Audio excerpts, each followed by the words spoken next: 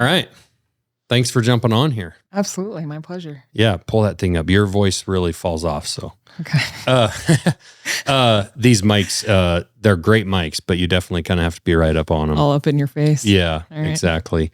I know you're super comfortable and super excited about always, like now being on camera in front of the microphone. You're the sister that's behind the scenes usually. My preference. Yeah. Mm-hmm.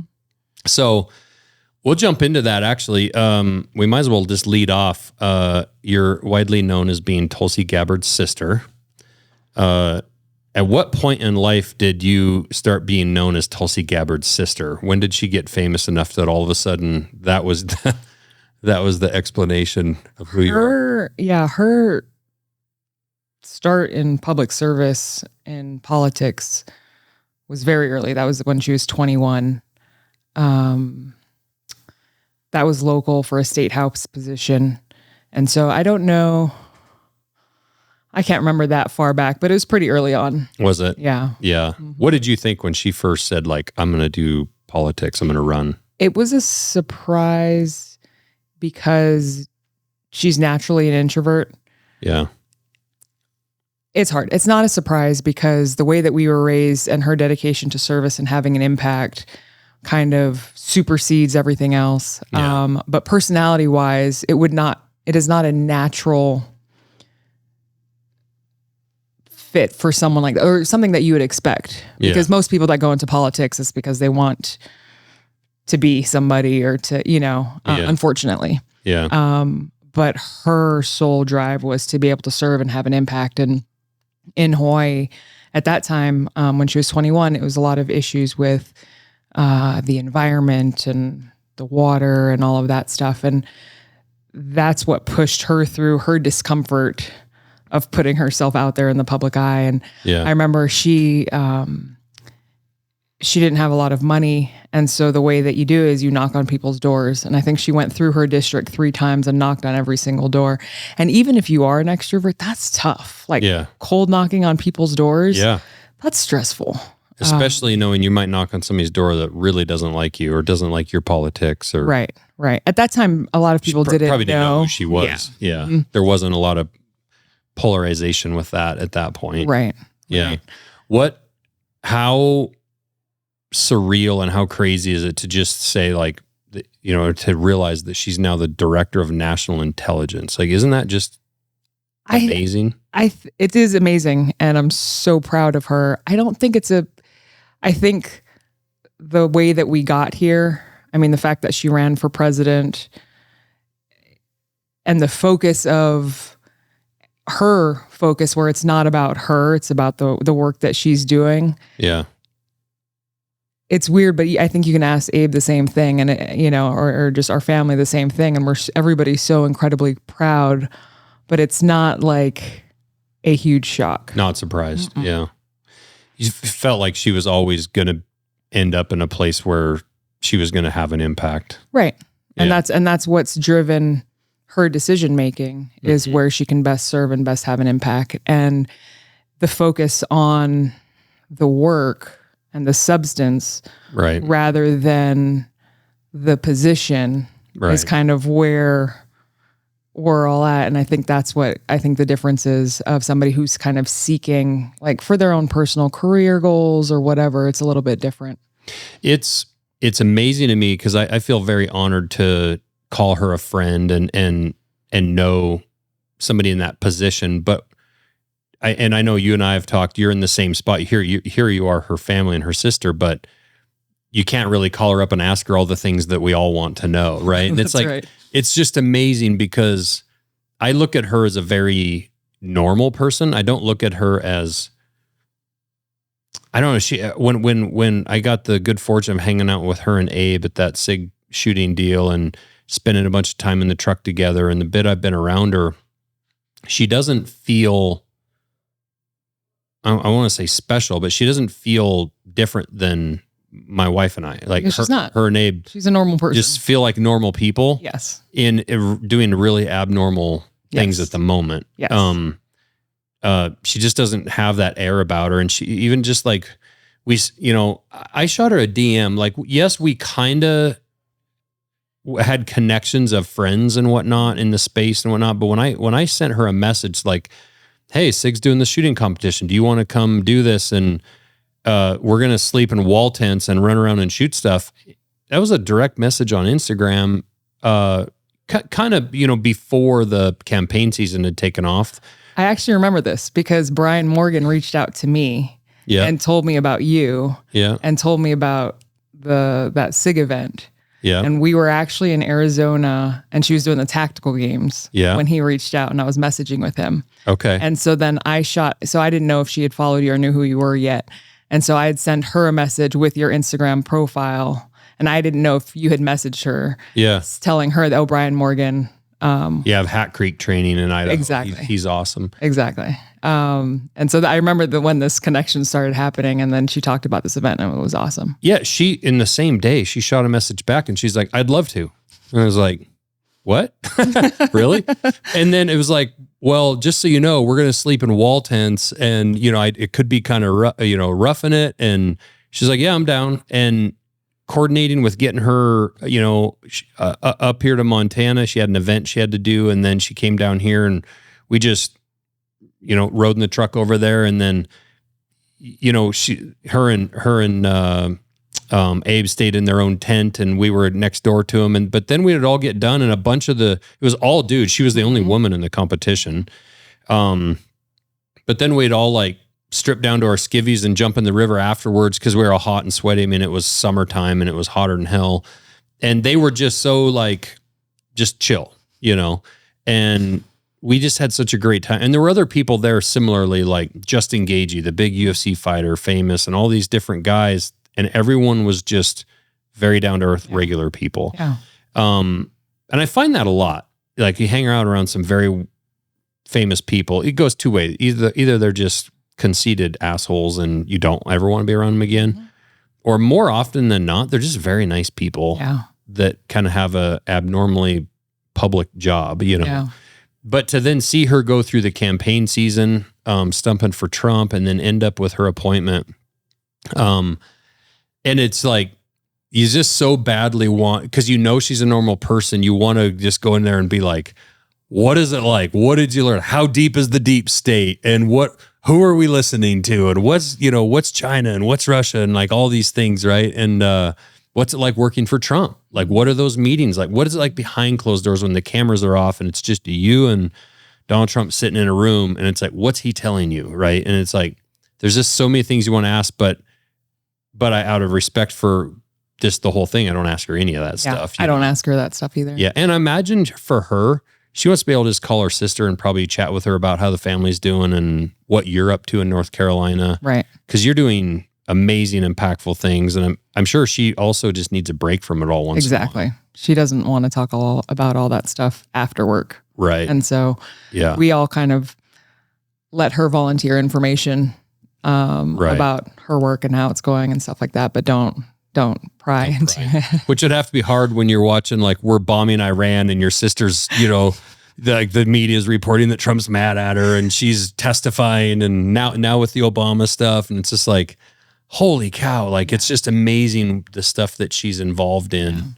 Yeah. But she's one of the very few politicians that I just have implicit trust in. Yeah. And generally don't trust your government. Right. But I told my wife, I said, the one thing I know about Tulsi, even if I don't agree with what she's saying or doing, I'll know that there is a reason she's saying or doing it. To my core, I believe there is a reason. There's something deeper there I don't know about. I really do trust her. And there's things with this administration I definitely don't agree with what's going on, some of it. But again, that's what you're supposed to do. Yeah. If I agree with 7 out of 10 of the things that the administration's doing, that's a lot better than the last administration because it was 0 out of 10. So I'll take 7 out of 10. If you don't, I feel like if you're not disagreeing a little bit with what your government's doing, you're not being objective enough. No, and you should never blindly follow one politician. Right. It's based on the issues, and that's how she is. And she's not loyal to any party or to any person except the American people and grounded in her desire to serve. Yeah. And so she'll make those decisions. And that's why there are a lot of people like you that inherently trust her, that may not agree, but know why she's doing what she's doing, and has that guidepost to make the decisions, the hard decisions that she has to make. Yeah. So now stepping back to you, Tulsi was already in government. She's a couple years older than you, right? Yeah, she's 2 years. How did, you both grew up in Hawaii and surfing and doing some of that stuff, but where did you go after high school, and how did you end up in law enforcement? So since I was probably 12, law enforcement or the military was the only thing I ever wanted to do. Really? It was, it's a calling for a lot of people, but it was just such an honorable thing to live your life in service to protect others. And full credit to our parents for raising all of us with this. We have different paths, but are serving in different ways. But having this laser focus, and our parents never really, they're not like, you have to go to college or you have to do this. Find a life where you can serve, and that's how you'll find fulfillment. Yeah. And so in whatever path that looks like to you. And so I ended up, I was a police explorer in Hawaii when I was 16. What's that? It's like the, it's kind of like Boy Scouts, but for police. Okay. It's, you have uniforms.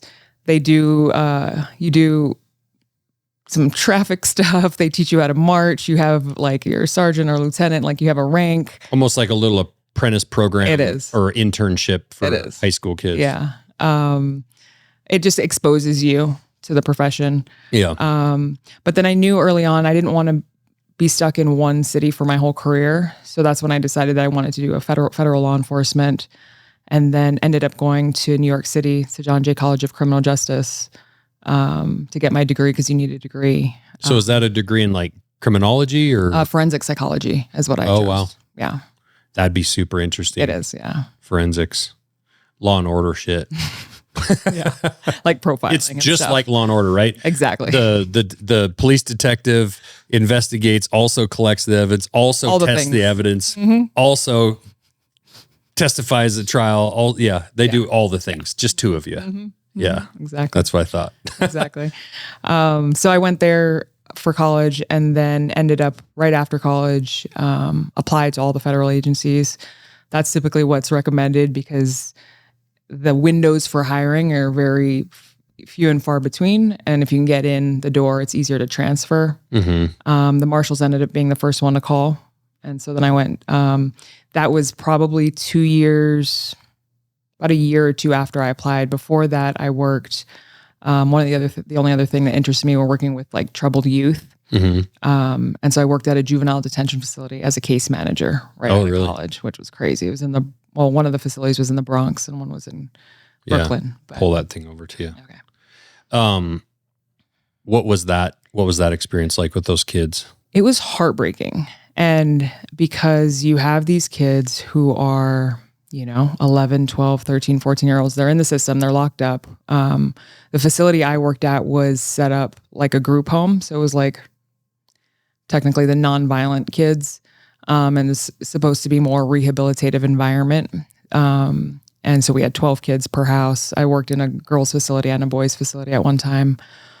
But it's just heartbreaking, because you see these kids that grow up in this environment, in the projects, mom's on drugs or a prostitute, dad's in jail.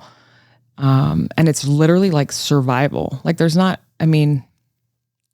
doing well in school is not at the top of their priority. Yeah. It's like, how do you not get killed in their environment, right? So it was very eye-opening to me of kind of the way that these positions that these kids don't choose and that they grow up in, and how difficult it is for them to get out. Because it's not as, like, if you don't have anyone in your world who is doing anything other than that, modeling any positivity, or you don't even know what's out there to try to get out. And you ask these kids what they want to be when they grow up, and because we'll work with them while they're in with us, and a rapper, a basketball player, a football player, right? Because that's all they know, right? And so what was great to see is once the longer they were with us, just having a safe environment, 3 meals a day, they would get counseling every day, and we would do like life skills. So some of them had never even eaten at a dinner table before, and teaching them how to eat at a dinner table. You see so much progress, and then unfortunately, the way the system is, once their case is adjudicated, so they either go get sentenced or they get let go, you're not allowed to have any contact with them. And so, Really? And so you can't call in and check in. So the few positive people in their life that can give them direction or help them in some of these tough situations, you couldn't really follow through. And you just cut off. And you just hope that like something stuck. Wow. And what's tough is, and this is not all cases, this is not broad, but even, I used to have to monitor family visits, and we would work on speaking proper English, and all this other stuff. And, one of these visits, the mom was like, "Why are you talking like that? You think you're better than us?" Oh, geez. And so if your own parent doesn't want you to, excel past their position, how do you get out? Yeah. And so that's, it was hard. I'm glad I did it. It also gave me some perspective going into law enforcement. In law enforcement, we like to be very black and white, good and evil. It's giving that perspective of the trajectory of these kids and where it starts. Yeah. How did that kid end up there at that moment? And you still have accountability. You still have to have laws and accountability, but it gives you that good perspective. There's a lot of gray, and there's a lot of, just understanding of how even maybe just a little compassion maybe as an arrest is happening, instead of being a complete asshole. Yeah. Like, I got to arrest you, but hey kid, like, this isn't the end of your life. Yeah, exactly. You can come out of this stronger, but we got to do better. Yeah. Yeah. Exactly. So when you started with the U.S. Marshals, what's that look like for a new marshal? What do they start you off doing, and how does that? Yeah, so the academy is about 6 months down in Fletsy, Glencoe, Georgia. I went in August of 2008. Is that pretty physical? Mm-hmm. Yeah, very physical. And because you have different agencies down there, the Marshal Service are very proud to smoke their students in front of everybody all the time. Really? And so there's kind of a pride thing about being, and we said they have a Glencoe, they can be super hot in the summer, and they have a black flag that you can't PT if the black flag is up. And mysteriously, the black flag would disappear before we would PT. Yeah. Just as like a safety thing. Yeah. But I loved the academy. I was like, I'm getting paid to work out and shoot, and like, I had a great time. That's what you signed up for. Yeah. Tell me what a U.S. Marshal does. You got the FBI, and you have your normal police, and state police and highway patrol and all that, sheriffs. But what's a U.S. Marshal do that's different than those others? Right. So the marshals are some of the main missions. One is fugitive investigations, and so any federal fugitive, and then we have regional task force that we work with local law enforcement and work local and state cases as well. The U.S. Marshals is the only agency that has the broadest jurisdiction that we can arrest on federal, state, or local crimes. Okay. So if you have local guys that are working with the FBI, they have to get deputized by us. Or if you have FBI that's working a local case, they have to get deputized by us to get those other arrest powers. Okay. But the fugitive investigations, and then we are in charge of the security of the entire federal judiciary. Oh. So federal courthouses, federal prisoners, federal judges, prosecutors, like anyone in that system, we are responsible for the security of that. So to answer your question, coming out of the academy, a lot of the stuff that you're doing is going to court. That is not the non-glamorous part of the job. Mm-hmm. Is some districts contracted out, but you're doing prisoner runs. You're picking up. We don't house them overnight. They're in the Bureau of Prisons, but we'll do runs every day to pick them up, bring them to court, escort them to court, sit behind them in court, bring them back down. It is not hard. Right. And you should never complain about it, because it is not, you're getting paid a lot of money to do something that's not hard. Yeah. But it's also not the exciting on the street stuff. And so you have to tell new guys that come in that, they're like U.S. Marshals, I'm going to bust down doors. And yes, that's part of it. Mm-hmm. but you also, depending on your district as well, because all the districts, depending on the size, and if you're a border district, you're going to have a lot of illegal reentry cases, depending on what the court load is. It's kind of your guys' version of grunt work, a little bit like beginner, low guy on the totem pole. Yeah. But then depending on the district, how quickly you can get into warrants. In my experience, so I was at the Southern District of New York, and it was one of those, and I don't know how it is now, but I got in pretty quickly, not full-time into warrants, but to be able to start going out, because I asked for like cold cases that nobody was working, and just to start working them up to get experience. Really? You're doing like the investigation side of it? So the investigation side, I mean, you're just trying to find people. So you're looking at social media, you're looking, we have different systems where you look at family members and where they're living, if their name is popping up anywhere. And so there's a warrant out for this person's arrest, and you're trying to find them. And it could be 10, 15, 20 years old. I did say that. I told you about a friend of ours in New York City that was NYPD and would give us tours and whatnot. And, when I was going there for knife shows, and her name was Geneva, and it was cool getting a bit of an experience of like what a police, a cop would do in New York City. But one thing I asked her is like, how the hell do you find somebody in New York City? Right? Like, I was coming from Lincoln, Montana, this tiny little town where everyone knew the officer or the two that we had. And also if a crime was committed, probably could talk to a few people and track down where old Johnny was staying. But I looked at it from the standpoint of, I'm this tourist. I come in from out of state. I commit a crime and disappear off into whatever. I don't even hardly know anyone.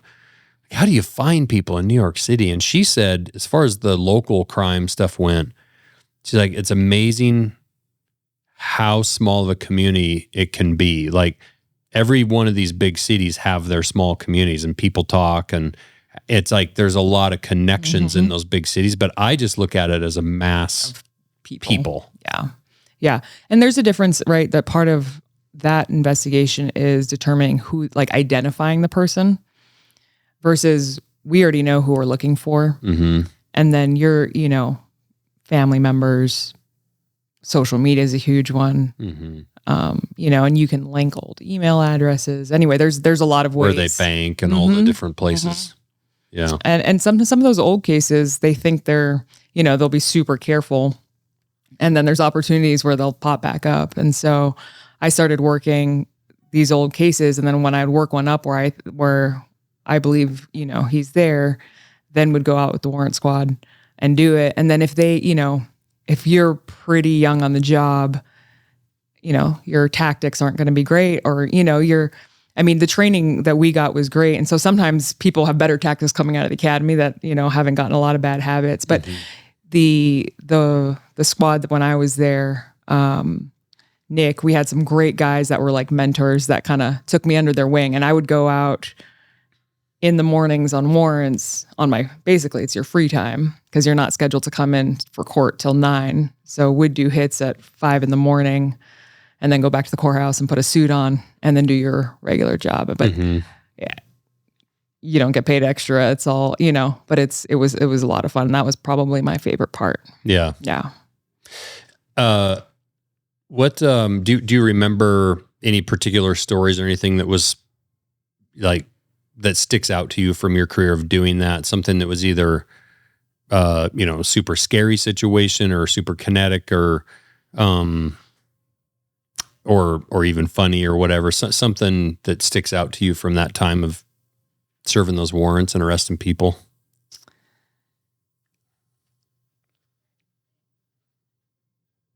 I'm trying to think of ones that are appropriate to talk about. Yeah. And you don't have to. Yeah. No, the funny ones that we laugh about,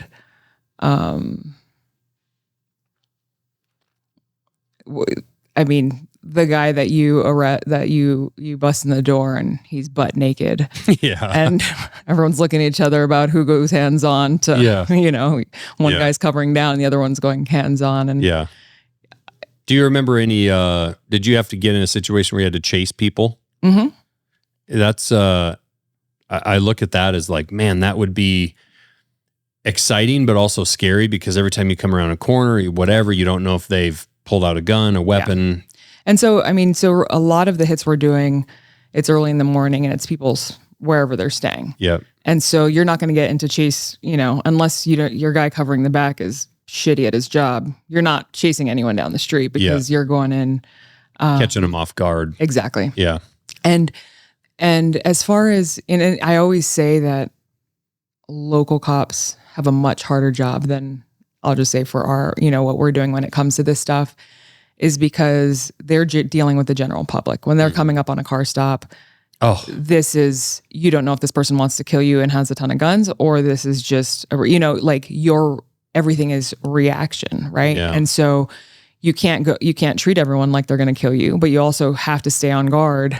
It's such a fine line to walk. Cause I watch these. I got pulled over by a gal here, a few years ago, locally. Mm-hmm. Might've been going a little fast. Guilty as charged. She was super nice, but she walked up to the car and she was 5'6", 5'7", tiny little thing, mm-hmm. not built mm-hmm. Actually beautiful girl, mm-hmm. but thin. Sure, she might know. I mean, granted, if she's a black belt in jiu-jitsu, she'd be fine. But she had no power. And I remember thinking, I came home and actually, I think I told my wife, I'm like, this girl pulled me over. She's gorgeous. She's like this small little blonde girl. And I said, I can't imagine being married to her, sending her off every night and having her pulling over people in the middle of the night, dark. And I don't care if you're 6'5" and 300-pound male or you're her, and you're walking up to a car and you don't know what's going to happen, especially being alone. I mean, honestly, I was a lineman for the power company, and we would have to cut people's power for not paying their bill. And it was actually I feel like a very similar feeling, because by rule, we had to go knock on their door and tell them what we were about to do, which is a terrible idea. In the beginning of my career of doing that, I rode around with a foreman and he was like, fuck that. We're not telling them what we're doing. We would always park our vehicle basically in a getaway position. We'd kind of case the joint, drive around it, see like, okay, where can we park? Hop in the backyard, pull the meter, boot it, pop it on, and leave. They can figure out that they're out of power. But they got to where they were like, no more of that. And so you have to walk up, and that person that opens that door, and you tell them they're at their most desperate time. They don't have enough money to pay their bill, and you're cutting their power. It's their television, all their ability to charge phones, make food, all these things. And then you're telling them, we're going to cut your power, and the only way you're getting it on is if you come down and pay your bill. Well, they might not have the money. And now they're in a position where they're pissed, embarrassed. Some of them want to fight. We had guys get hit with shovels. We had guys get threatened. I had this big, giant Samoan guy basically rip his door off coming outside. And the only reason I think that he didn't actually beat my ass for real was because his girlfriend came out holding on to him and screaming at him. He was not going to let me cut his power. We always said that should be a 2-man job. And we weren't allowed to pack any kind of weapons or anything. That seems like a terrible idea. Yeah. So similarly, we would carry like a claw hammer, or some it's like, it's part of my tools.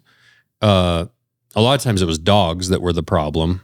You'd be in somebody's backyard not knowing that Rufus is sleeping under the deck, and you pull a meter out, make some noise, and next thing you know, you have a freaking German Shepherd that's not happy that you're in his yard. Yeah. So, but it's all similar as far as you just don't know what you're going to get. And I can't imagine being a cop doing that all the time. Yeah. And so that's what I'm saying. That is tough. When we go and do a warrant, we know this guy has guns if he does, and based on our workup, we know this is a bad dude. We're coming in guns drawn, ready for whatever it is. So it's not like the local cop can't do that. Mm-mm. Yeah. He has to knock and be friendly and then assess. We're already expecting the worst. We're going in like it's bad. And then once we clear everything, and then, and then we'll interview and do all, everything will calm down. We'll interview and all that stuff. Yeah. But, And that kind of force is just preventing even a situation from happening, which is good. right. Yeah. Yeah. So, I mean, in my opinion, the locals got a much tougher job. Yeah. Back to chasing, in my experience, that's a more rare thing. If we jump, if we're driving, say we don't have an address or we have an area someone is in and we jump out on someone and they're like, but that's, in my experience, we didn't do that as much. Did you have any car chases where you were driving or anything like that, where you had to I have do any not. of that? Yeah. Because again, we're not. You're using the element of surprise and a little more control. And I'm sure it happens, and I'm sure, we get trained for all of that stuff. Yeah. But in my experience, I hadn't had to do anything. Did you have to do a lot of reoccurring training, a lot of shooting, that kind of stuff, qualification stuff, or what did it look like to kind of keep your standard up as a marshal? I will always say it's not enough. Yeah. And we got more than probably a lot of local cops.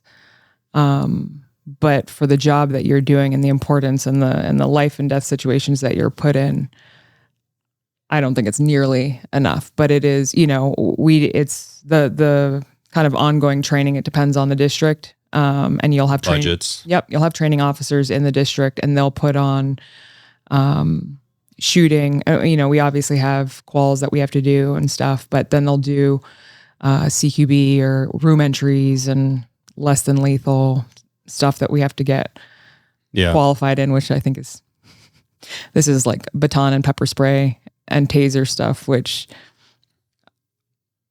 I think some of that is not effective. Yeah. Yeah. So just really piss a guy off. Right. That's the thing, like jujitsu, learning those tactics to be able to restrain, like your goal is to put them in handcuffs. Right. You beating them with a baton does not get you close. You're pissing them off and they're fighting more. That does not get closer. You get you closer, or even pepper spray, which we get trained. And now you're all covered in pepper spray. Right. Exactly. No one that I knew ever carried that. Yeah. You had to have one less than lethal option on you, but it was usually a taser. Yeah. It wasn't a claw hammer. That was not a claw hammer. Although that would have been cool though. Yeah. So how long was it that you were a U.S. Marshal until the day you had to quit? I was there for 11 years. So I started, Academy was 2008. I started at the Southern District of New York in 2009. And then I left in mid 2019. What, had your sister not done any of what she had done, what was your goal for your career? Like, what would you have done with the rest of your career, do you think? Like, where were you trying to go? So I started off in the Southern District of New York. When my sister was elected into Congress, I transferred to DC we ended up living together in DC. And then I got onto the Deputy Attorney General's detail. So I did not some of the other work that we do, protective operations, where we, full-time security detail, did that for about 4 years. I actually went to the Naval War College, for a year, which was awesome. The agency, a few agencies do this. They have one seat that can go to the Army War College and the Naval War College. And I applied for that. And that was that's awesome. All training? It's a master's degree. Oh, really? So you're going with military. It's all military at the war colleges. And a master's in defense and strategic studies. But basically your job for that year, I was in Rhode Island, and you're a student. That's cool. Which was pretty cool. And you get a master's in that. And that's not an opportunity that everyone gets. There's one slot a year if they still do that. But I was super grateful for that opportunity. And then came back to headquarters and was working on a few different projects at headquarters when my sister decided to run for president. Right. Yeah. What do you think you would have done? Would you have kind of stayed there, do you think? With the Marshals? Yeah. Oh, yeah. You would have stayed. Oh, absolutely. Stayed and retired there. Mm-hmm. Yeah. So your sister decides to run for president. And how is it that you ended up deciding that you needed to quit your job to support her? How did that all work out? It was never really a decision, which is hard. Like, it's hard to explain, but knowing who she is, this was not something she would ever choose for herself. Mm-hmm. right? If she would be... And this is when she ran as a Democrat the first time, right? Correct. Yep. If she lived her life for herself, she'd be in Hawaii and in the military and surfing. And, this is not something that was going to be fun for her or something that was enjoyable. It was going to be incredibly difficult. Mm-hmm.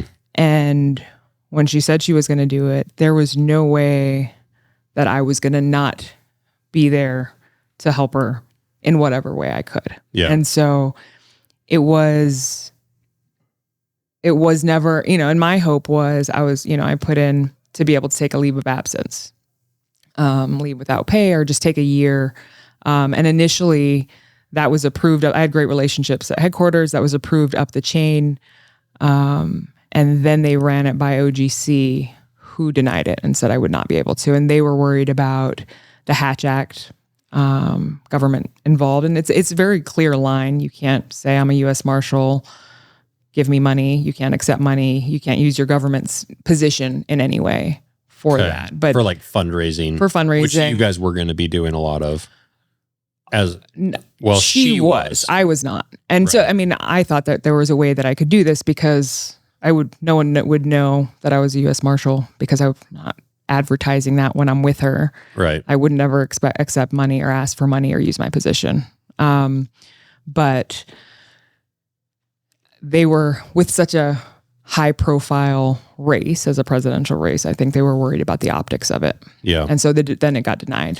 Did it become more of a problem with them getting denied when she started gaining some popularity? this was before. This was early on. When she was pretty much somewhat of a nobody. Before she was, this was before she announced. Yeah. When I started the process to ask, Okay. Because she was a U.S. Senator. Congresswoman before that, right? Correct. And then she had left, correct? Yeah. So she ran the last year of her term. Okay. Okay. So she was still actually technically in, right? Yeah. Mm-hmm. And that was an interesting time period in the Democrat Party because originally when she went to Washington, she was kind of the star, like the up and coming rising star. She's this beautiful woman, kind of a woman of color, got these various diverse background, like well-spoken, good speaker, like veteran, or well, not veteran, active duty, currently in the military.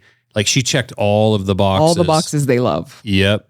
And then it didn't take her very long in Washington to kind of torpedo that. Yeah. By going against the Obama administration, and which I really respected at the time because, whether you're right or left, the parties put pressure on all their representatives in Washington to toe whatever party line that is. 100%. But you can't tell me that every politician in Washington agrees with everything that the party or the president is doing, whoever that is. Right. You can't tell me that all the Democrats agreed with Joe Biden and thought he was of sane mind. Right.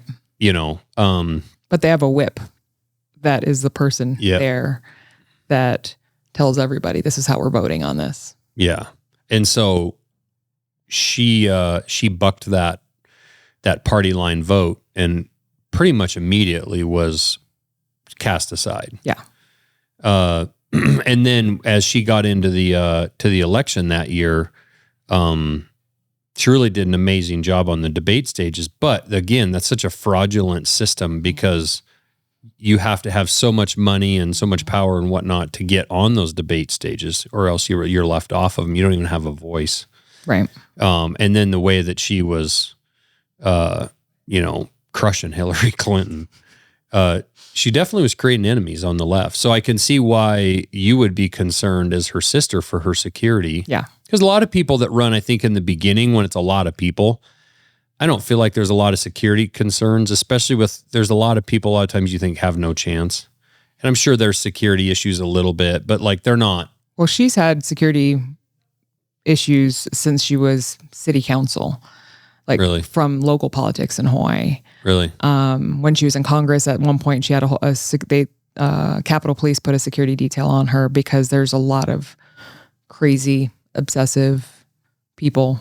And so she had a long history being an attractive female. You're kind of saying from that, like stalker type people. And that's right. Yeah. And so because of that history, and so leaving the marshals and coming and covering her security on the campaign trail. And then also just, we were a very small team, and it's all the little stuff. Yeah. When she was paying you a ton of money to do that, right? So much money. No money at all. $0. Yeah. No.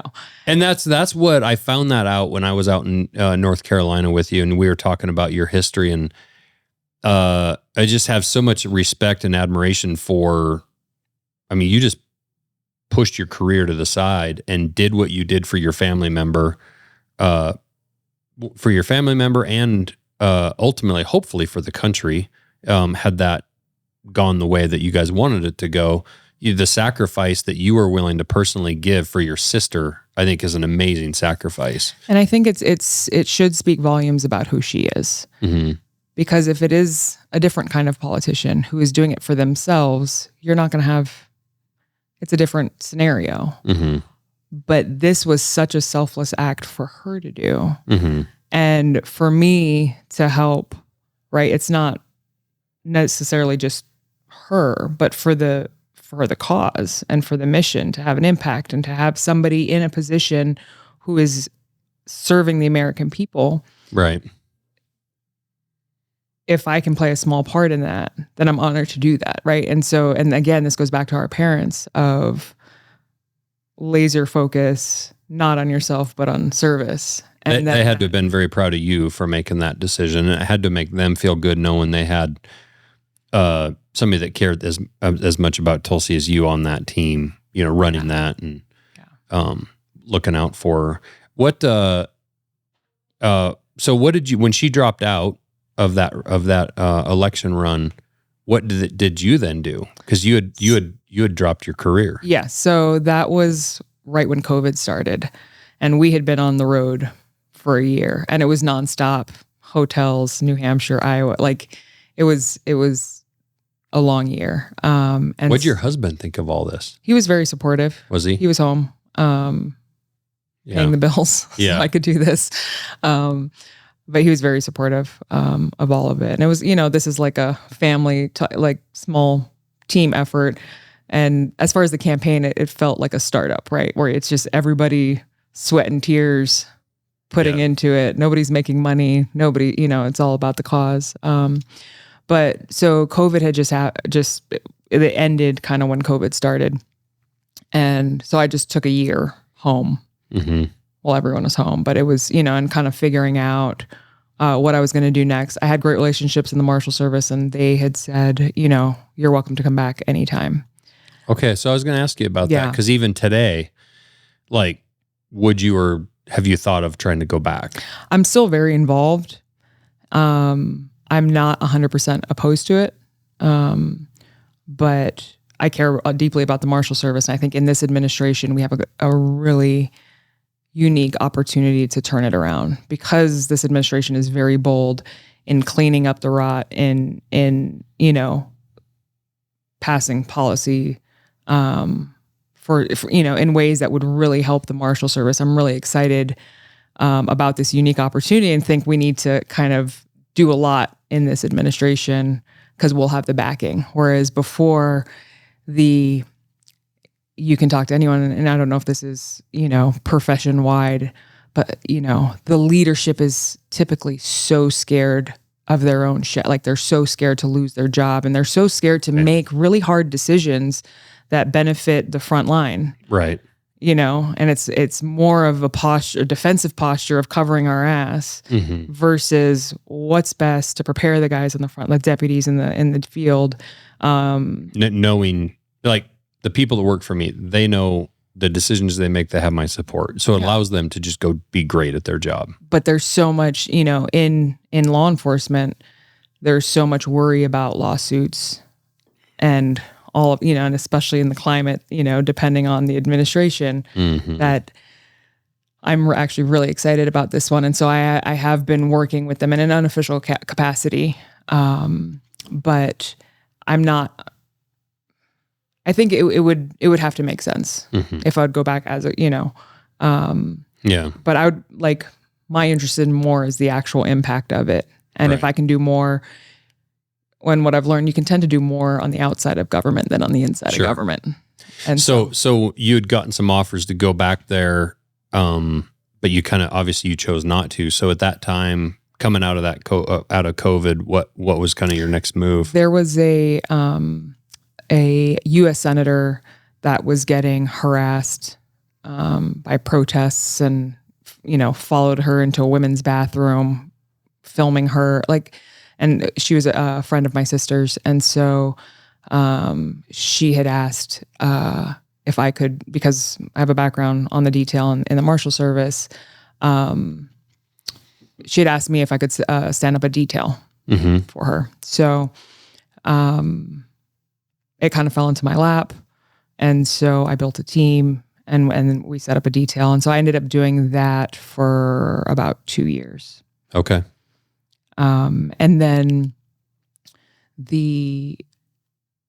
starting in 2023, I believe it was. Anyway, security details, like you're on the road all the time, you're traveling all the time. Right. What I really cared about is again, impact, and passionate about getting law enforcement the training that they need. And so I shifted in 2003, kind of shifted the company to less and left the detail to one of the guys that I had hired and their company. And then we kind of transitioned to training law enforcement. Yeah. Okay. Awesome. So with those trainings, what were you doing with that? So we did a lot of the school safety stuff. This was shortly after Uvalde happened. Yeah. My wife being a school teacher, I think it's good. They need to do more of it, but they'd have people come through and talk to them as school teachers about how to deal with those situations. And they even had the police came in here and did something where they send a guy in, she said, we're going to do this training. And it was like kind of not that big a deal, be interesting. Like she thought it was great. But then this guy comes in as a shooter and is, coming through the hallways and busting through the door, right, and doing this stuff in his, and they're teaching the teachers how to react and what to do. And she said it would actually ended up being like her and her friend that were teachers, like they got all done and then they just burst out crying because they were like, it was super emotional. Like it caught them off guard of how emotional that was. But it's trying to train as real life situation as you can. So you have to be careful because, that's what we do with law enforcement. So the training we were doing was for local law enforcement. We ended up getting certified in alert training and giving that out to local law enforcement. You can do real life scenarios with law enforcement. That's our job. That's what we train to do. You have to be careful when you do it with civilians because you can, especially with kids, you're not going to do that with, there were no kids present. Yeah. You're going to create more trauma. And so you can do walkthroughs that are not realistic. Because again, and even you just have to be careful, like when you're working with civilians, because to us in law enforcement, this is a Tuesday. We do this all, this is how we train. But sometimes we don't realize in the civilians, something like that can be super traumatic. Yeah. And so you can still do a walkthrough, but you don't have to make it realistic so that they know, okay, and they practice it. Like, this is what I'm going to do. I'm going to, lock the door and, the notification and whatever it is. Without them ending up in tears in the end of it. Well, she just said it ended up being, it was like, she actually really, at the end of it, she really actually was glad for it and enjoyed it. But she said it just, your adrenaline's up. Yeah. And then when it's all over, your adrenaline kind of dumps and women tend to be a little bit more emotional. And she just was like, man, that was heavy, but I think felt like she was more prepared. Yeah. After it was over for something like that. God and forbid. The reality is that practice of making decisions and operating under stress is what's going to help when it actually happens because you've seen it before. You just got to be careful to overdo it. Exactly. Yeah. And you know what your reaction is going to be, right? Like the fight or flight or freeze, it gives you a little bit of that. But again, you have to be really careful with civilians. Careful. Yeah. Who's the better shooter, you or Tulsi? We haven't gone one-on-one. I would say we may have to arrange this. But pistol. Early on, I would say me. I don't know how much he's been training. in the military, because she was military and I was law enforcement. We do a lot more pistol in law enforcement than in the military. You feel like maybe you're getting a little rustier, but or she's training up. So she's gotten involved in tactical games. She was pretty good at the SIG deal, like with pistol. She was good. Yeah, and so it kind of happened the same way that you were talking about, just texting, and she was like, "Yeah." Or it was funny. So we were friends with the folks at Tactical Games, and they were all talking about we should invite Tulsi Gabbard to the Tactical Games, and they're like, "No," and they're all whatever. And then finally, one of them just messaged her and was like, "Hey, do you want to come compete?" She's like, "Absolutely." And it was kind of the same thing. And she's been in it, and she's done great. Yeah, it's been awesome. What about rifle? Early on, I would say she would out fitness me, and I would outshoot her. Really? Because it's both for that. It would be, she's been training a lot because she's planning to do another Tactical Games at some point. And so, it's one of those shooting is one of those skills. If you're not dry firing and you're not training, you can lose it. But it would be cool to go one-on-one. Yeah. Yeah. What about rifle? Did you guys, either one of you, shoot much rifle? In law enforcement, yes. You did all of it. Mm-hmm. Yeah. Not a lot surfing? Of like. Who's the better surfer? She would be. Really? Yeah. I got into it a little bit later, and was the most I was surfing actually was when I was in college, and I would come home for the summers and I would surf the whole summer or the whole winter break. But I've been gone for a long time, and we'll get it in, and when we go back to visit. I bet I could drown faster than both of you. Probably. You'd be amazed how fast I could drown. You're like a rock. Yeah, 100%. Yeah. Did you try surfing when you were in Hawaii? No. I mean, never really had the opportunity. Like, No, I'm not going very far from shore. We did some snorkeling where I got far enough from shore that I was like, there's some shit out here that can eat me. Or stinging shit. Like, it looks like everything on the bottom of that ocean floor is going to sting my ass. Little spiny things. And just don't touch it. Yeah. I don't know. I'm something about me not being I'm not a great swimmer. I can swim long enough for you to turn the boat around and come get me, but me to just paddle out, I always feel like I'm going to get sucked out to sea. Rip currents. Pretty much every current to me is a rip current. Mm-hmm. Waves. Yeah, I mean, you see how much opportunity I have to learn how to swim around Montana here. We went on a hike. You saw there's a few ponds around. I can swim across most of those ponds. It's about as much as I've got. So anyway, I digress. I was curious though on the shooting thing with your training, with her background. It'd be fun to run you guys in a little competition against each other. We'll have to do that sometime. Yeah. So how did, you were doing the training stuff, and then how did it come about that you ended up involved with this nonprofit? So she had started it and kind of activated it with the Maui wildfires. And then when Helene hit in North Carolina, I had a lot of relationships in North Carolina because of the training that we were doing. One of the instructors that she had at that she went for training before her deployment, he was a former sheriff's deputy. And he's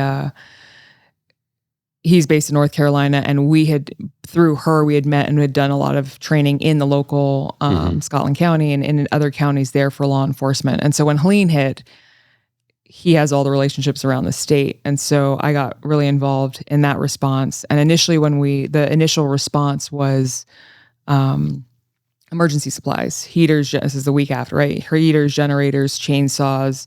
There were a lot of people that were still stranded and couldn't get to them. And you weren't really involved in the nonprofit before that, right? No. Like in Hawaii, that was pretty much Tulsi. Yeah, and it was mostly just because of that area. Did you guys build quite a few homes in Maui? Did Tulsi? No.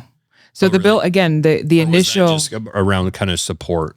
That was more support, like direct support to families. Okay. And so the nonprofit was never set up to build homes. Okay. What happened? I mean, it just kind of organically happened. So we started off with the emergency supplies, and then as I kept going back, after. Even in Hawaii, though, you're saying it was more around just emergency supplies and some of that, and whatever specific needs that they had. There's different projects there, but when when being on the ground in North Carolina, there was a big flood of support in the beginning.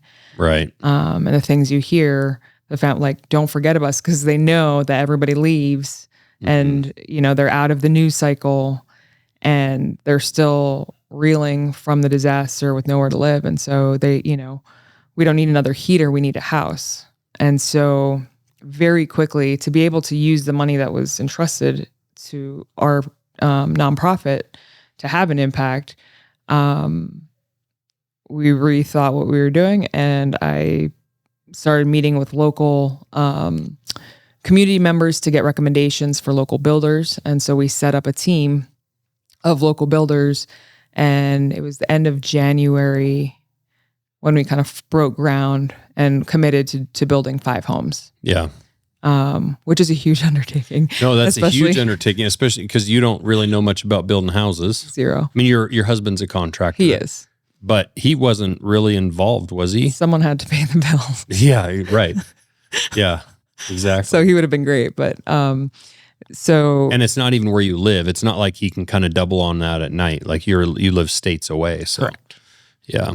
And so it was a brand new thing, but this is what the need was, and we were gonna do our best and get it done. And we built an incredible team and built relationships with Lowe's and different billing suppliers and other nonprofits, and just jumped right in. Well, and you're so right. Like the news cycle seems to be at best, it's like 2 weeks, and then it's on to the next topic. Right. And,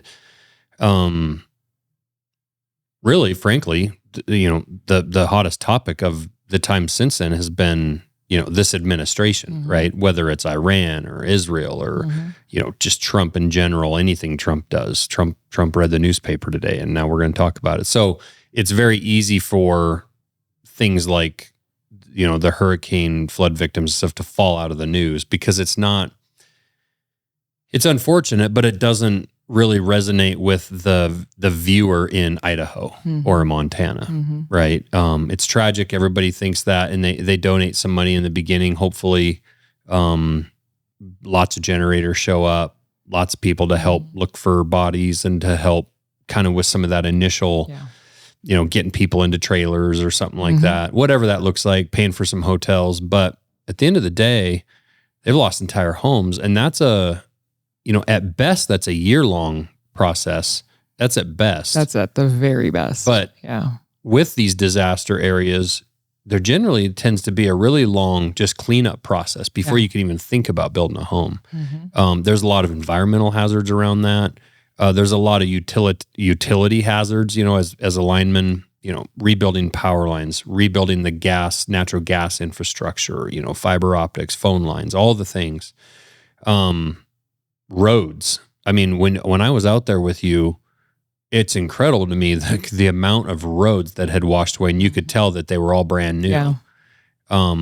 That stuff takes months and months to rebuild those backcountry roads and whatnot. Again, to even have the ability to get to a house site to start to rebuild the house. Bridges washed out. Yeah. How do you get across those? So the fact that you guys recognized that this was going to be, frankly, a multi-year process, and you stayed on the ground. Well, and there's some groups that really did some great things. Yeah, absolutely. Hunter 7 did some great things. Save Our Allies did some great things, but a lot of those groups did some really nice stuff, but then they were gone. Yeah. And understandable, they have to do what they have to do. But the fact that you guys ingrained yourself in that community, and I saw it firsthand, you are now a citizen of that community. Like, you're not an outsider there helping. Yeah. You're now a family member of that community helping, which is incredible. And it's been an honor to be there. It reminds me of Hawaii, just the love in the community and the care for each other. But you need that trust, because there are a lot, you talk about these disasters that bring out the best of humanity. It also brings out the worst. And so you have folks that are there to take advantage. It's super unfortunate, but it's true. Yeah. And so you just have to be so careful. We're very careful on who we partner with, and, other these are like pop-up nonprofits that have Venmo accounts that they're telling people to donate and then showing pictures of other stuff that they're building. Like there's a lot of that nonsense. And then there's also some organizations that are promising people stuff and then not following through. And so you have somebody who's already at their lowest. A lot of folks there own the land. It's been passed down from family.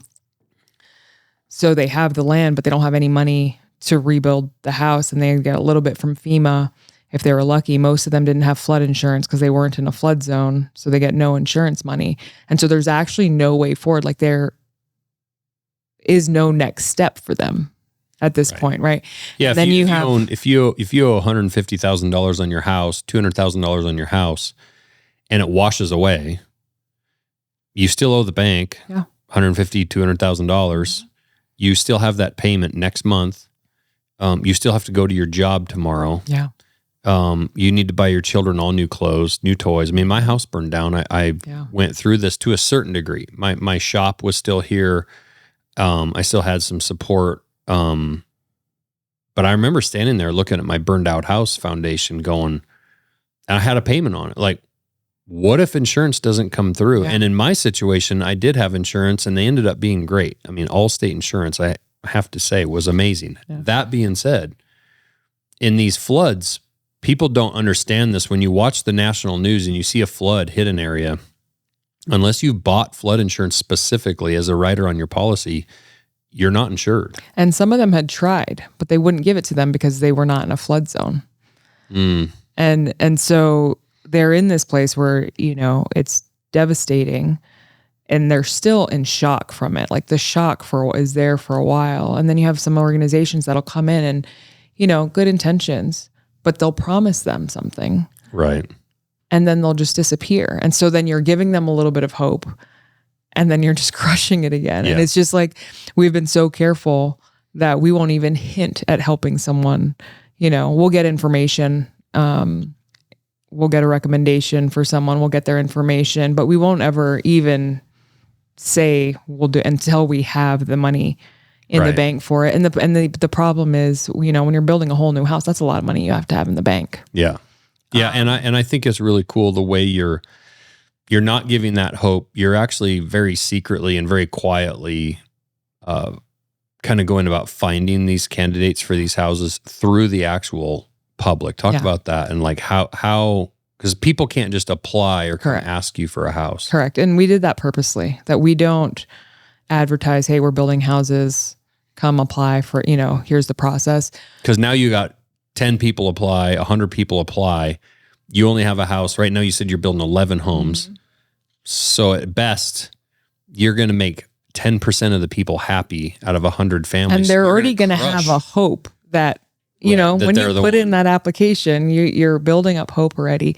But then now we'll have a whole vetting process. Right. Which, is this someone's second home? Is this someone who didn't lose anything, but they said they have 4 kids versus 2 kids. And it turns into a really icky feeling situation because they all need a new home. Yeah. You don't want to be it's almost like a little bit of playing God. You don't want to be in that position. No, not at all. And so what we've done from the beginning is getting the recommendations from the local community because there's no one that knows everybody like this community. So we've gotten recommendations from pastors. The house that Montana Knife Company is sponsoring, that was the sheriff that called me and just said, hey, we have this family. They have 4 young kids. They got denied by all these other organizations. They lost their house. They lost the land because the bridge washed away. So they gave us the whole story. And they were told they made too much money. On a teacher's assistant and a mechanic salary. Yeah, he's a diesel mechanic and not even a full-blown teacher salary. Right. Yeah. And with 3 kids? 4. 4 kids. Yeah. Yeah, so just absolutely crazy. And I mean, thanks to you, we were able to meet that family. I would say just as blue-collar American family as you can imagine. Just good people. Mm-hmm. And you could tell they were losing hope. Mm-hmm. Like when you've been turned down, she said they'd gotten their hope up, had been turned down. they couldn't even get to their original property because the bridge was washed out and the county wouldn't rebuild it. Yep. And to a certain degree, understandable if the county has all this need and all this money they have to spend, but you have to rebuild a bridge to have one family get to a property. And the property's not even there. I mean, the house is not even there. Right. And there were, because of that flood, hundreds of bridges that went.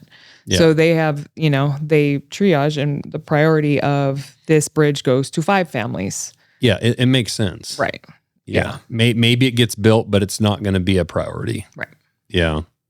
Yeah. So the way that you guys are choosing those, and I saw this, the way you guys are, going to church locally and going to community events, and like you saying, getting to know the people in the sheriff's office, and the fact that you're choosing families in that way, I think is so great, because it really ends up being just this great surprise, versus the great surprise doesn't have to mean you have to disappoint 10 other families. Exactly.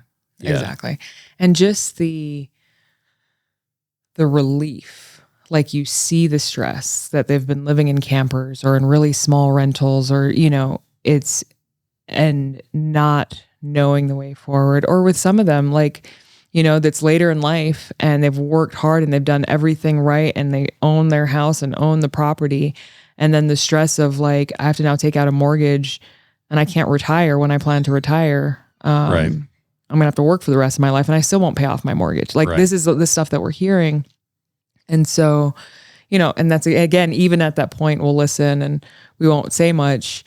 And then when you come in and give them the news, and so you had the opportunity to do that for the family you're sponsoring, but when you come in and give them the news,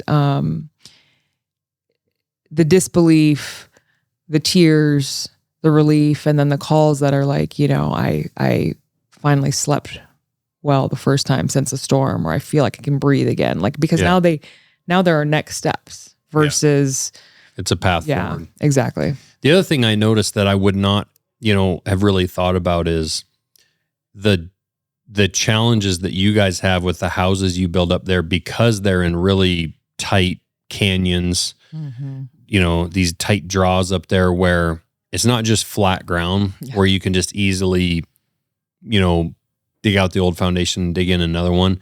A lot of these are old houses where, frankly, they probably never had septic permits or building permits or whatever. Right. They've been there forever. And now all of a sudden you want to rebuild a house, but you have to apply for permits, and you have to put in a septic system that qualifies to the EPA, DEQ standards of today, which, I grew up doing septic systems. You have to have a certain septic system based on the size of the house, the condition of the soils, and also room for a replacement system. And a lot of these people are in really tiny spots. Yeah. And then there's a mountain behind them and there's not even any room. Yeah. Or the excavation that has to happen on some of these lots to rebuild. It's a much bigger process than just stick framing up a new house. That has been our biggest challenge, is the sites. And from the soil, from the flood, to all these other things that you're talking about, where there's not even a physical space for a septic system. So, you have, I've learned since I've been in this building business, you have very, these are our goals. But when it comes to site stuff, there's so much unknowns and things that are out of your control versus the building part of the house. So it has pushed us back on our goals a bit on finishing. But our team has been phenomenal on solving problems and figuring out, foundation wise, we have on some of them, we have helical piles, we have, depending on what's needed, and finding ways to solve for. One of our houses that you visited, there's no space on there for a septic. It has to be a certain feet from the house, certain feet from the river, right? And there's just the the property line, exactly, all of it. Physical location. And so one of our team members wrote letters to the neighboring landowner, didn't hear back, and ended up going down to Florida, where their address was the homeowner's actual address, ringing the doorbell and saying, "Hi, we're doing a rebuild project in North Carolina. Would you consider giving us an easement to put our guys' septic tank on your property? And they said yes. Yeah. And then we can move forward. Because otherwise, and at that point, I learned after the first few ones that might be a deal breaker of whether we can build or not, right? Because that's out of our control. If the county doesn't allow it, it doesn't allow it. And so from then on, I was like telling our contractors, we have to do a site assessment. It's not just if we have money to build a house, we're going to build you a house. Having them do an assessment and seeing what would it cost, is it even possible before we say yes? Right. Because in the first ones, we were stuck like, we're going to figure out, we told them we're building them a house. We're going to build them a house. Yeah. I mean, you can spend a lot of money before you ever put a nail in a board. Yeah. And it's really cool how, I some of my employees are trying to build houses, trying to figure out how to buy their first home. It's minimum 400, more like 500 grand to build, a couple 1,000 square foot house these days. It's very expensive without the lot. And, we wrote you guys a check for a little over $300,000. So half of that was earmarked for North Carolina. And that goes to pretty much cover the cost for a whole house, 150 or 60 grand. And people might wonder like, well, how's that possible? You can't build a house for 160 grand these days, but you have some amazing partners, volunteers, even like Lowe's. I mean, being a big corporate, people like to tear down corporations these days and hate on them. And I too love to support the local mom and pop stores, but like with what Lowe's is doing, it's amazing. And even a guy like a Glenn Beck, if you want to talk about some of that. I'd love to. So the Lowe's is highly discounting their, our materials, and we're working closely with their account managers. They have nonprofit and government accounts that they do.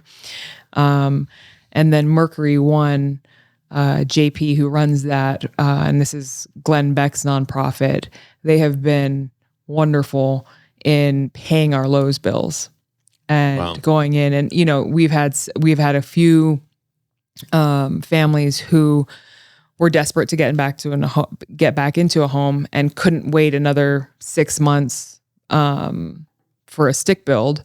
And so they requested like a prefab home, and we didn't have the money to make our list. And we called Mercury One and said, this is the situation. This is the family. Can you help with this? And without paid for that bill. That's amazing. And so they've been incredible in this process. And then we've had hundreds and hundreds of volunteers from all over the country that have come to work on these houses. So with what we've set up, we were able to stretch that every dollar that's donated. Yeah. To really have the impact. And, we're 100% volunteer run. So there's no administrative, we have like legal stuff that we have to do, but as far as there's no administrative salaries or payment, we pay builders, and we, sometimes the materials if we can't get it from Lowe's. Yeah. To be clear, like you're not making a salary. And I'll actually step back in the story. Like, how did you even come involved? Right. I mean, Tulsi started this organization in Hawaii for the Maui stuff, but you kind of had, or somebody had to step in at this moment because of what Tulsi's doing as DNI. She's not allowed to ask for money to run a nonprofit. Right. She doesn't have the bandwidth or the time anyway, but number two, she's not even legally allowed to be a part of it. I'm sure actually she would absolutely love to be able to use her position, even just from a voice standpoint of saying, please go do, look at this. But, I don't know where the line gets fuzzy and where it's a hard line and not. But the fact that you, again, raised your hand and said, I'll do it, and the fact that you came in and did this, and again, for no pay, and traveling back and forth to where you live, and, you're married and have your life going on somewhere else, not in North Carolina. And, it's just incredible that you've taken this on, also knowing that this isn't a 2 or 3 month, I'll donate some time and then I'll be on my way. Like, this is a big commitment. Yeah. Well, taking it over kind of happened naturally, because once I got involved with the North Carolina and I was kind of running the North Carolina stuff, that was before she got into this position.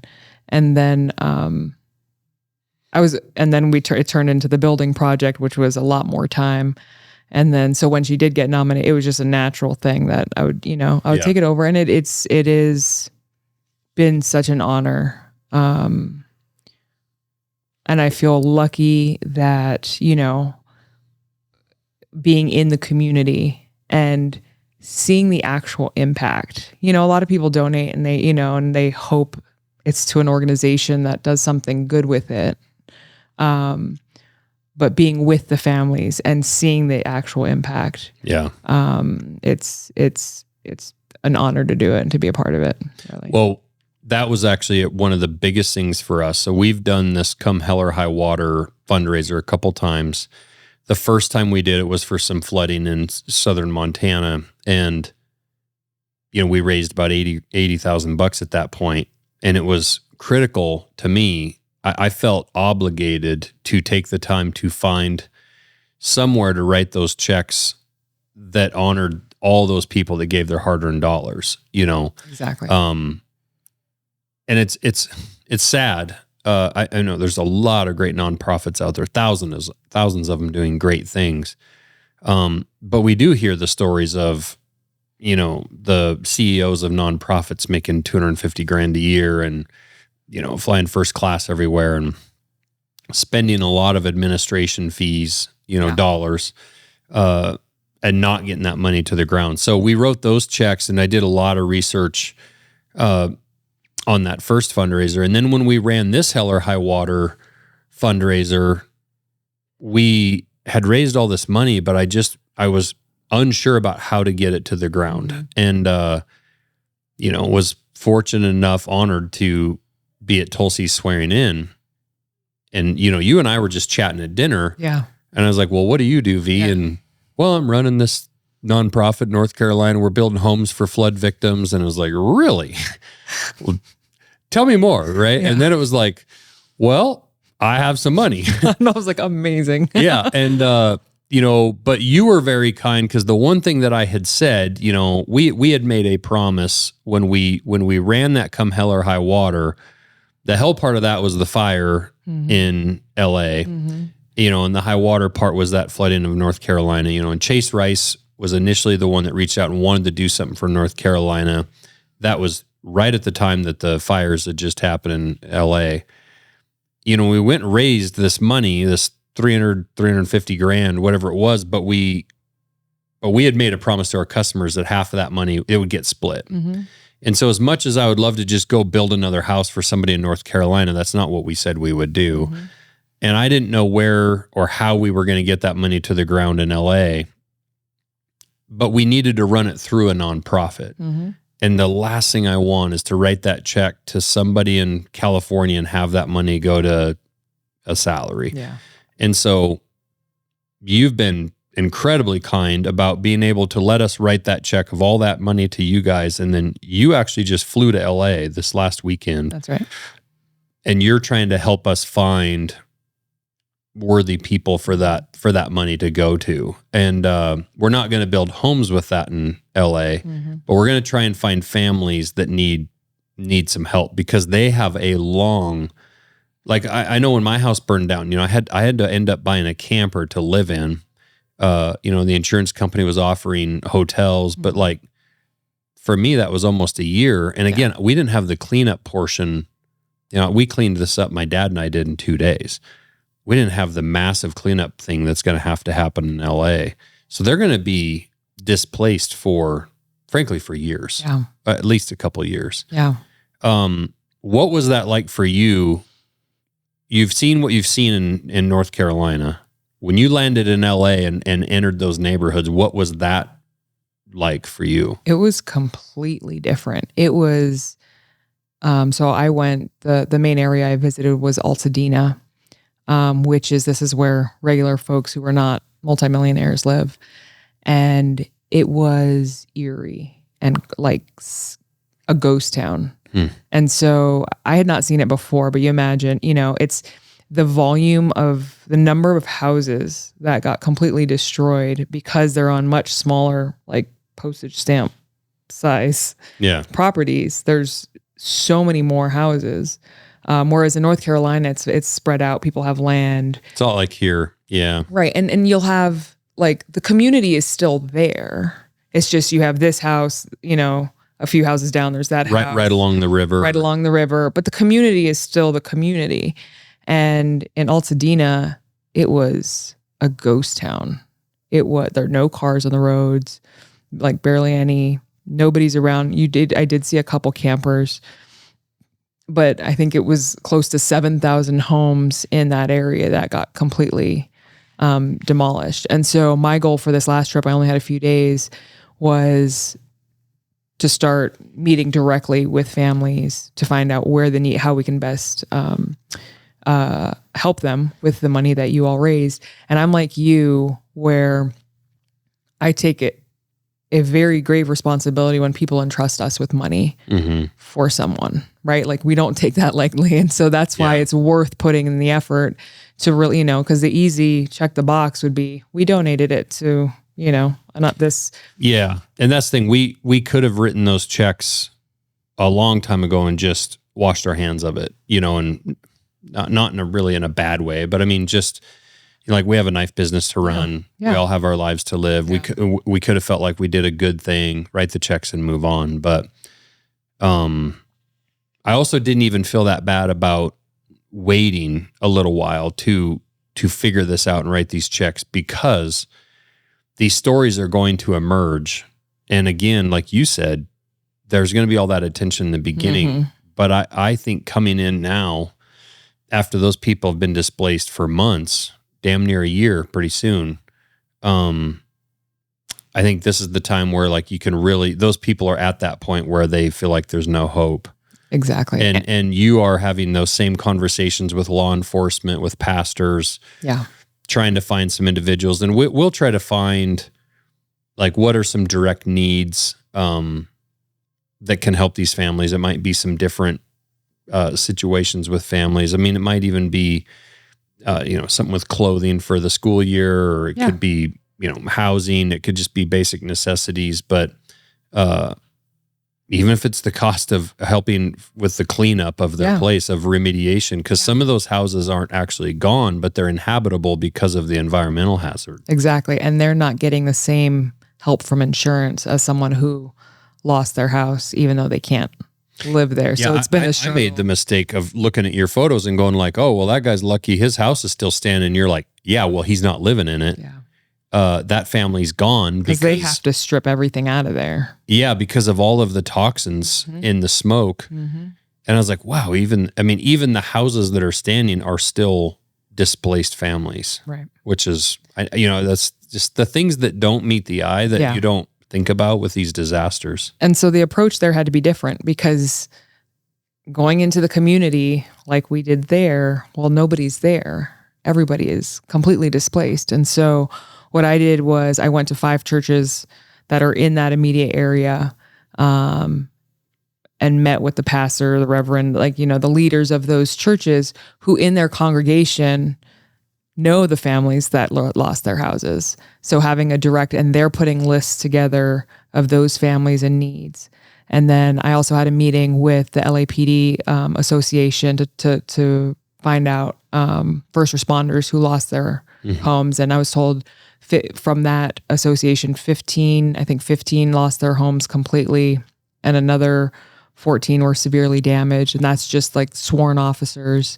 And then we have meetings set up with the LA County Sheriff's Department to kind of see what their needs are, to see how we can help them. And I think it's great that we keep, some of the times they ask, how do you help? Like, what is, and keeping it very broad, because what we've learned is no one fits into a neat box. Like the needs are very different for different people, depending on if they have kids or not, or depending on what their situation, if they got insurance money or not. And so keeping it as broad as we can to meet people where they are. Yeah, and you can't just go in there and start building homes like you've done in North Carolina. I mean, North Carolina also had its time period where you couldn't do that either. There had to be a lot of rebuilding of the infrastructure around it before homes could even be built. But that was able to happen relatively quickly as well. The California deal, I mean, just the devastation on that scale is going to take a long time to get those those infrastructures up and going again. I don't know. I don't know how they're going to do it. It's sad for sure. It's overwhelming when you see it. And then you just remind yourself, you can only do what you can do. Yeah. And we'll have an impact on some families and that, Yeah. And the point of this entire podcast and what we're doing, the film that we made, the point of all this and the reason that you're now coming out on camera and talking and, hopefully you'll maybe your story can get on even bigger podcasts and bigger platforms. But at the end of the day, like we would all love to just do good things, write checks in the quiet, shadows and not tell anybody just for the good feeling of helping our community. But the sad reality is you have to talk about these things and highlight it to let people know that there's still a need there. Like you guys still need money. Yes. You're at a place now where you need more money to build the next house. And so the thing that I find so amazing about what you're doing is the way you're running it, it doesn't take that much money to build someone a home. Yeah. Those 11 homes you're building that for, I don't think a normal construction process, you would even get 3 of them done. Yeah. So you guys are being very frugal with that money. They're stretching that dollar a long ways. Your builder, is his name Nick? Brantley. I don't know where Nick came from. Nick was the guy in the truck from the O.C. Whitson store. Okay. Yeah. Okay. Brantley is an American hero, and no one will really know who that guy is. But he's, a contractor that lives how many hours? 3 hours away? 4 hours? No, he lives in Conway, so it's about 5 hours and change. Drives up there every week. We were there on a Sunday, and he's kneeling in an attic, hammering particle board down, building these houses, doing this for a very, very modest salary, much less than he could be making money in his normal contracting business. I mean, he's got some other businesses that he's able to kind of step away from, but I mean, he's donating a ton of time and effort to make that happen. And then the amount of volunteers you guys come out. But again, I want to encourage people to donate money, because if you donate $10, it's really like donating $100. Yeah. The way you guys stretch that in normal terms of building, it's very impactful. So for people to give $1,000, $20,000, $100,000, you don't need 10 people to give $100,000 to make a difference. Right. So. Although I would love to inspire your friends who have companies like Black Rifle and some of our friends at Staccato, or to do what you did, where you have a fundraising thing that you're campaign like effort. You had it was like a raffle. Yeah, with our Come Hell or High Water, we made a special T-shirt up. It's very easy to do. We made a T-shirt up and with a graphic, and we said we were getting around some of the raffle laws that you have with the internet. So for every shirt and Zippo lighter you buy was a certain amount of entries. The Zippo lighter, I think, was $100. Shirts are like $20. And then we donated all the proceeds from that to the fundraiser. So the customer, the person doing the donation, gets a shirt or a cool lighter. So they're buying a product, and we're sending them a product. So we're getting around all these, raffle laws and all that stuff. But at the end of the day, we're turning right around and we're donating all that money to your organization. So, yeah. And then you have customers who might not normally buy that, but they're like, oh, it's like for a good cause. Yeah. And so it makes you feel better about spending your money. But something like that, which may seem simple for a company and not such a huge lift, you've seen firsthand the impact that it can have on a project and on a family. Yeah. And so encouraging companies to do stuff like that. And then along with the individual donations, you can set up recurring donations. So it's just monthly, if you don't want to do a big thing, you can just set up recurring, and Is that on your website? Yes. What's that website? WeMustProtect.org. So on WeMustProtect.org, you can set up recurring monthly payments, essentially donations. Even if it's the same price as your satellite internet or your, television payment every month, $50-$100 a month. That stuff adds up. It's huge. Yeah. And it doesn't, and if we have the reach, it doesn't need to be the high amounts. Yeah. Because the number of people donating. Yeah. And I encourage people, probably the most powerful thing that you can do is share, whether it's sharing our video that we had built about that, sharing your page, sharing this podcast, people sharing that out across their various platforms that they use, whether it's on Instagram or Facebook or X or wherever, spreading that word and not letting the need be forgotten. Right. Maybe you can only give $50, but if you share it, you might have a doctor friend that can give $100. And then maybe this gets picked up by a bigger podcaster or a bigger platform, or like you said, a company that can, it'd be really cool if Black Rifle or Loophole or SIG or Staccato, pool together and come up with a campaign like what we did, and you could very quickly build another house or 5. Yeah. And we still have families on waiting lists that are living in campers. Mm-hmm. So. Yeah. Yeah. It's, I know there's some other people have done some great things. I think Eric Church has done, quite a bit of donation stuff from the music world, but man, we need a lot more. For and sure. I know, and because I personally feel the hesitation when donating to nonprofits, because it's like how much of it is actually going to help or, go to where it's supposed to go. And so whether it is North Carolina or other disasters or, showing people how we're doing it, like this is so important to tell how we operate so that they can feel 1,000% good that if I put my money here, they are good stewards of my donation and will make sure it gets, has the most impact that it can. So yeah, I mean, I saw how you guys live. You have a team house, modest team house that you all share. I mean, here you are there with 3 or 4 other people when you guys are all there together, and you guys are all bunking together. It's not like you're spending a bunch of money on hotel rooms every night and eating out, and you guys are cooking there. You're doing the best that you can with the money that you have, and it's commendable for sure. Great job. And again, I saw those faces. I heard what those people said after we were able to tell them they're getting a home.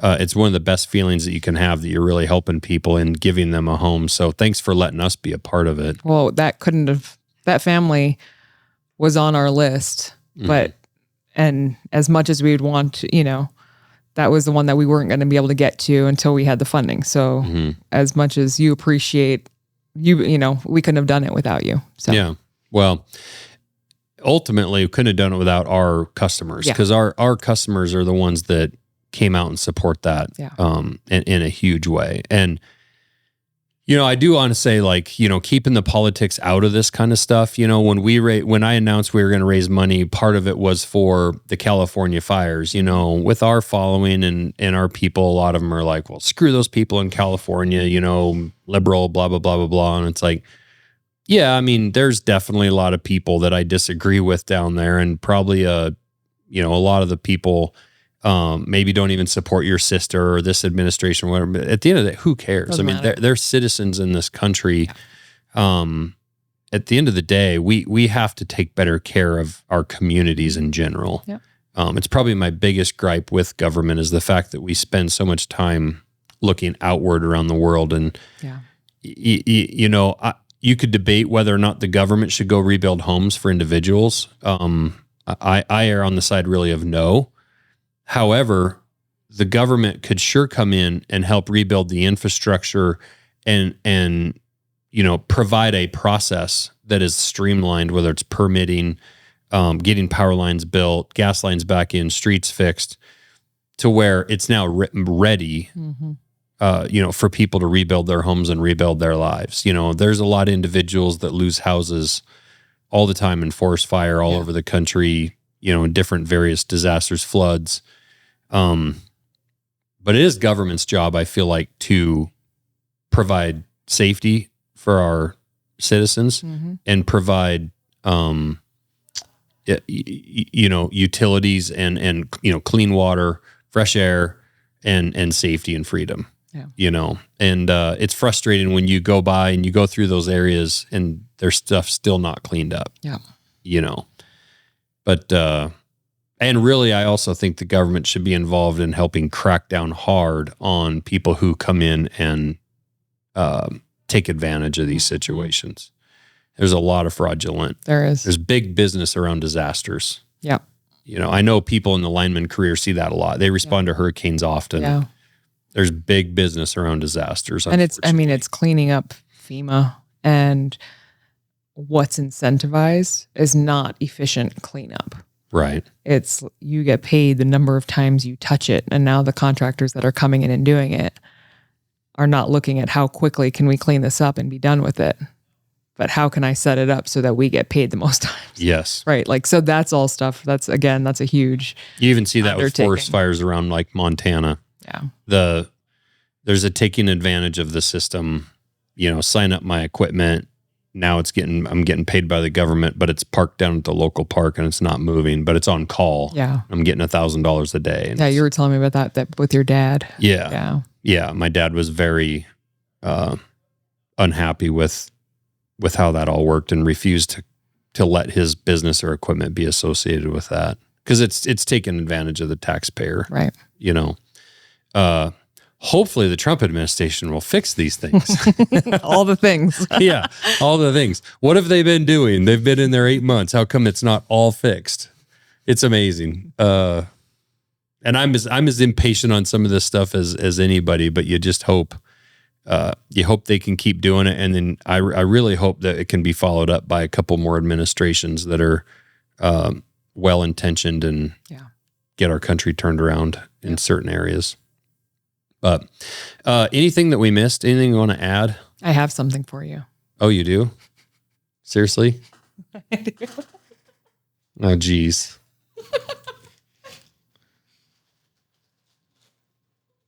So this is very meaningful. You can't buy this. Okay. You'll recognize the company. But this is my sister's uniform. Oh, my gosh. That she deployed. This is Eagles and Angels. Yes. I have a couple of these hats from... You don't have my sister's. I do not have your sister's. That is a huge honor. That is so cool. Thank you. That's a huge honor.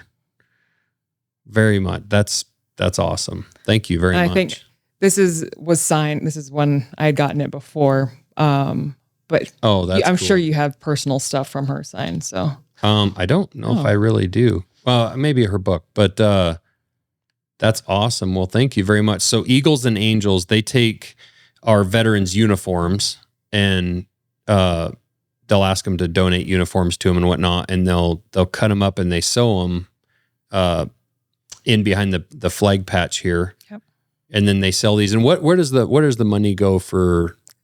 So a percentage goes to charity, and I think this was before when she had did hers. I think it was before. I'm not sure what charity it went to. It was before she had her own, I think. Okay. Yeah, but they'll pick a cause or whatever and raise money for that. Yeah. I have a couple of these of just friends of mine that serve that I saw that they did that with, but I do not have Tulsi, so that's very cool. I'm gonna wear it. Yeah, I'm not gonna. You should. Yeah, it's gonna get dirty. But I'm gonna hang this up though in my office. That's cool. Very cool. Well, I sure appreciate I appreciate her service and dedication to our country and everything she's trying to do. I very much appreciate yours, and thank you for helping keep her safe along the way. And what you're doing for North Carolina, it's amazing. We need more people like V.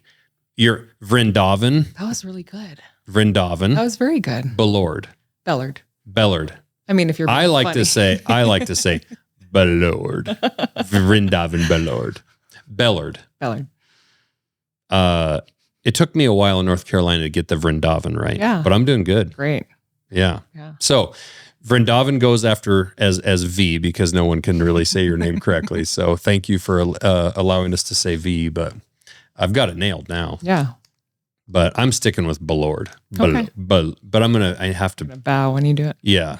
Bellord. Well, thank you very much. Remind us again, the website, the Instagram, all that stuff for We Must Protect. Yeah, wemustprotect.org is the website. WMP.org is the Instagram. I admittedly have to do a lot better on that. I'm not great at social media. And again, we have to get, if people don't know what we're doing. That's why I appreciate you having me on here. If they don't know what we're doing, then they can't help. I am much better at getting the things done than bragging about the things that we're doing. So I need to work on the social media stuff, but it's WMP.org on Instagram and Facebook. If you put in We Must Protect, I don't know how Facebook works anymore, but you put that in, that you'll find it there as well. Okay. Maybe somebody listening here that's very talented with social media might be able to reach out to you and even offer to help with. That would be amazing. I'll give you honestly, all of our content. If you vet them, you just give them a Dropbox of photos and let them know what you want. But maybe there's somebody out there that would be willing to help you out with the social media, because it's the consistency's king. I'm terrible on my own, but Brandon and our team with the MKC Instagram does a great job. But it is very important to be consistent on it. Right. And some people are just natural at it. It's just like 2 seconds. The stuff that I do, it's like I'm researching how to make a video that gets the most views and this. And I'm a dork. Like, it's not. Well, and also it's a little hard because you're a very humble person. You're not in it for the attention, and so you're in this weird space where you really need to go out and brag, and you really do need to go out and like shout from the mountaintops about what frankly you are doing and your team. But the problem is that's not who you are, and so it doesn't come naturally, and that's where having somebody that can do it for you, and frankly, when I brought Brandon on, it's weird to go on for myself and like post about Josh is a master bladesmith and like write it in third person or, whatever. Right. Well, Brandon from the very beginning was like, I can brag about you. I can brag about the company, your background, what you're doing. And so it's really nice to have someone else do that. Yeah. And then you can sit around in a meeting with somebody and say, hey, here's what we're doing. We'd like to focus on this. But then let them write about you and the organization. So maybe somebody would be willing to donate some time to post once or twice a day. That would be amazing. So here I am volunteering people to DM you, but well, thank you very much. I appreciate it. Yeah. It's been awesome. All right. Thanks.